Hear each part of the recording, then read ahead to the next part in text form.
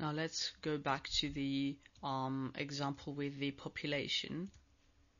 What I did here is I calculated with my calculator the sum.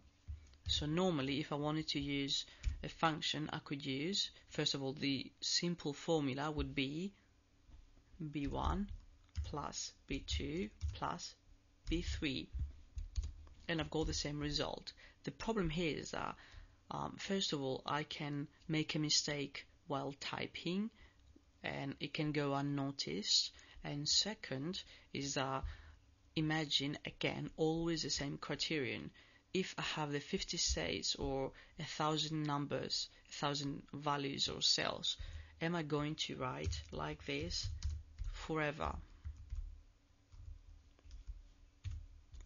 Well, no. So I have to find a solution that is more practical. So what I can do is I can use a function called sum. So first of all, I have to start with equal. That means there is a calculation to be done. Then I indicate the name of the function, sum, and then within parentheses I'm going to indicate the range of values or range of cells that are going to be used. So what I can do, either I can say b1 semicolon means and b2 and b3. I get the same result. Again, we've got the same problem that if I have 1,000 cells, I have to type each one of them. So what I can do is say this. The colon means up to, until, or whatever. So here it means I want the sum of this the range of cells that go from B1, which is here, up to B3. So everything in between, of course, and I've got the same result. So even if I had 1,000 values, I would do something like this. For example, it would take the same amount of time. So that means, of course, here I don't have thousands, so that's normal. So you can see that it is quite fast. And then I can use another function that is very common, which is the average. So it's going to calculate the average population, for example, for the 3 states. So average, and then I only indicate B1 up to B3, and I've got okay, this is it. Yeah, it's 11 million something format cells, and I can have the separator. So this is the mean population, the average population for the 3 states. So again, we have equal, we have the name of the function, and then always when we have a function we have to indicate the parameters of the function. So the function sum, what is it supposed to sum? So we have to indicate within parentheses the parameters, and we have, when we want to use to indicate a range of contiguous cells, we've got the colon, which means up to. If we have, for example, something like this, so we need to have this sum of B1 up to B3 and D1, we cannot do something like this, of course.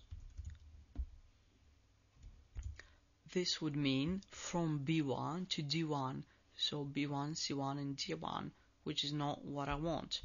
So what I can do is say B1 up to B3 and D1.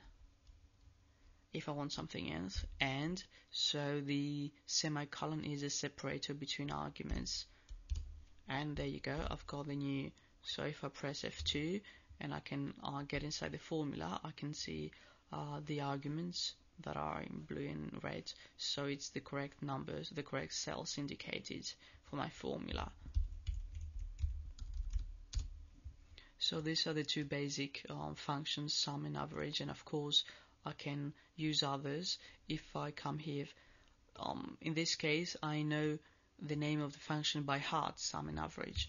If I want to do something else, like I have to function wizard or control F2, and then go and find, for example, standard